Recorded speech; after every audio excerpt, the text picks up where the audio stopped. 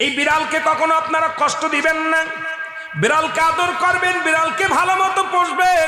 বিড়াল যদি কোনো জাতির জন্য দোয়া করে, কোনো গৃহস্থর জন্য দোয়া করে, ওই সংসারের মধ্যে উন্নতি শুরু হয়ে যায়। ওই সংসারের মধ্যে আর এক নাম্বার হলো, যে ঘরে বিড়াল থাকে সেই ঘরে জিন আসতে পারে না, জিন বাস করতে পারে না।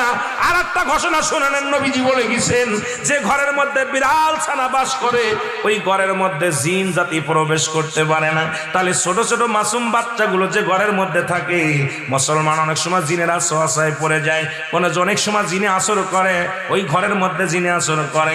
যে ঘরের মধ্যে বিড়ালকে আদর করে বিড়াল থাকে, ওই ঘরের মধ্যে বিলাই বিড়াল বিড়াল বিলাই বিলাই, এইটা যার ঘরের মধ্যে আছে এই ঘরের মধ্যে দুষ্ট জিনেরা আসতে পারে না। জোরে জোরে চিল্লায়া বলা যাবে না মারহাবা।